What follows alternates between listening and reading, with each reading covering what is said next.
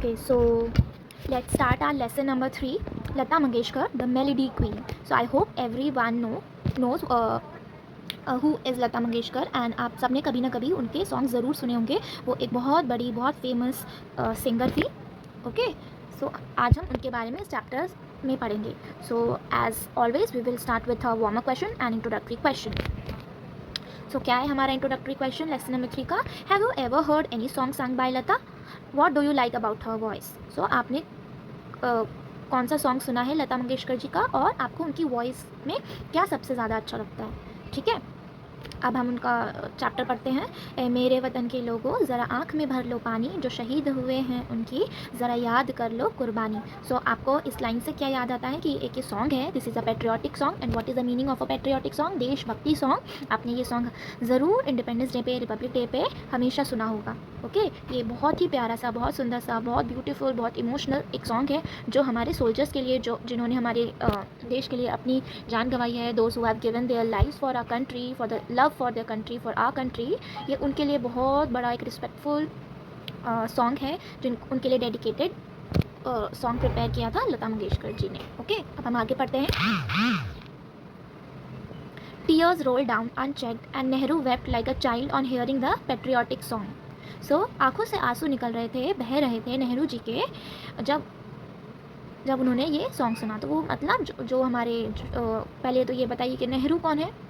नेहरू हमारे इंडिया के first prime minister है. देखिए, मैंने यहाँ पे आपको पिक्चर दिखा दिया, आप देख सकते हैं. इनका पूरा नाम है पंडित जवाहरलाल नेहरू, जो हमारे इंडिया के फर्स्ट प्राइम मिनिस्टर भी थे.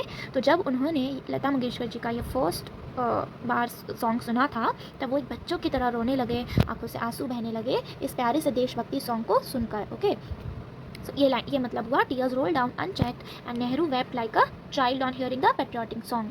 और वो सॉन्ग किसका था? लता मंगेशकर जी का. और नेहरू का पूरा नाम क्या है? पंडित जवाहरलाल नेहरू, जो हमारे इंडिया के फर्स्ट प्राइम मिनिस्टर भी थे. तो आप ये याद कर सकते हैं, ध्यान में रख सकते हैं, बिकॉज ये जनरल नॉलेज का क्वेश्चन भी है. Okay, It was soon after the Chinese aggression in 1962.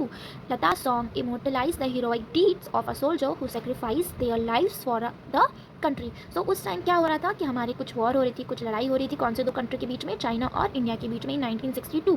तो उस टाइम पे या फिर बाद में भी जिन भी सोल्जर्स ने अपनी लाइफ सेक्रीफाइस की है हमारी कंट्री के लिए, उनके ऊपर ये सॉन्ग बना था. एंड थ्रू दिस सॉन्ग लता मंगेशकर जी ने उनके सेक्रीफाइस को, उनको इमोर्टलाइज़ किया है, जो उन्होंने हमारे लिए इतना बड़ा काम किया, अपनी जान गंवा दी.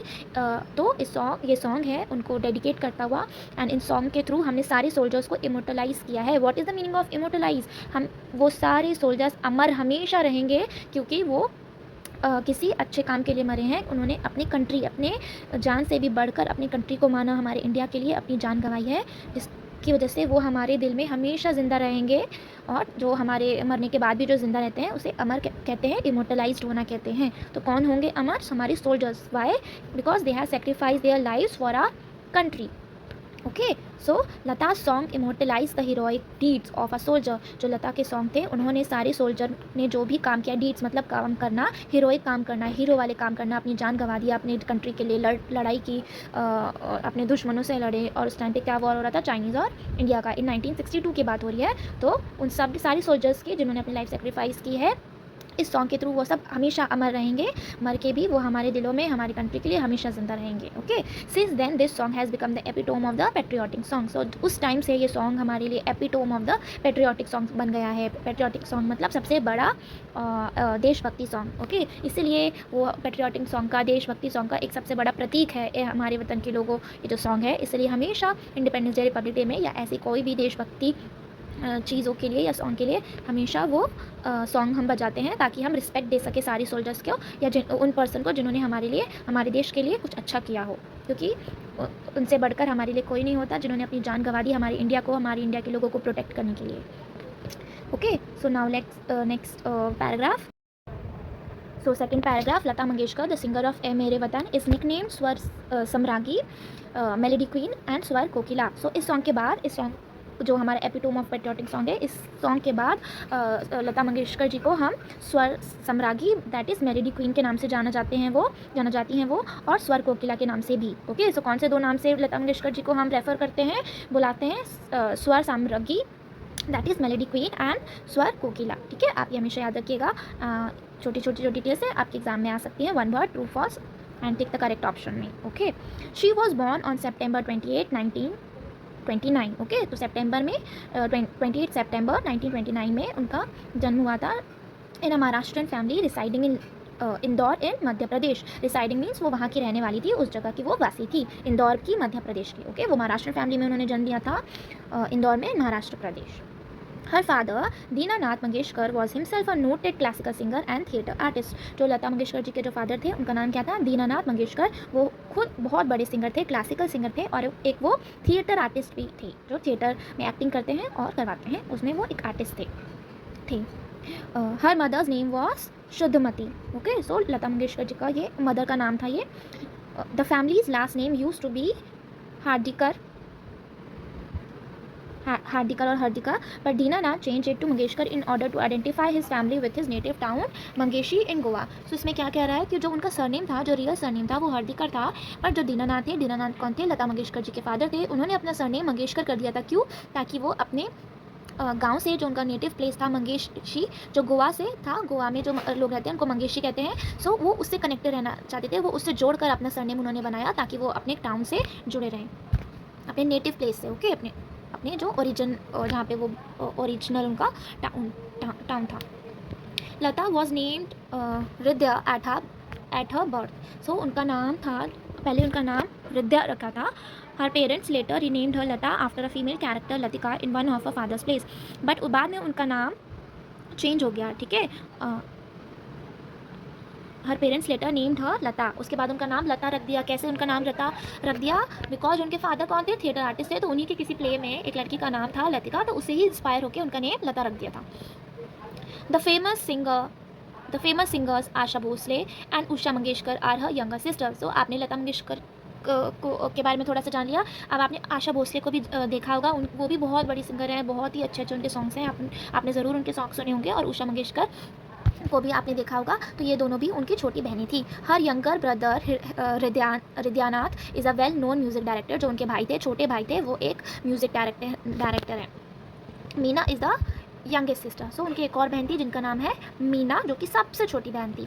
लता Mangeshkar has won several awards and honours including Padma Bhushan, Padma Vibhushan, Dada Saheb Phalke award, Maharashtra Bhushan award, NTR national award, in addition to 3 national film awards, 15 Bengal film journalist association award and Filmfare best female playback singer award. Okay, तो ये सारे उनको award मिले हैं, ये सारे award देके उनको सम्मानित किया गया। देखिए कितनी फेमस सिंगर है, उनको इतने सारे बड़े बड़े अवार्ड्स दिए गए थे। ठीक है, in 1969 she made the unusual gesture of giving up the Filmfare best female playback singer award in order to promote fresh talent. But in 1969 में उन्होंने अपना एक अवार्ड दे दिया, किस लिए दिया? कि नए टैलेंट को वो प्रमोट करेंगी। ठीक है, she was later awarded Filmfare lifetime achievement award in 1993।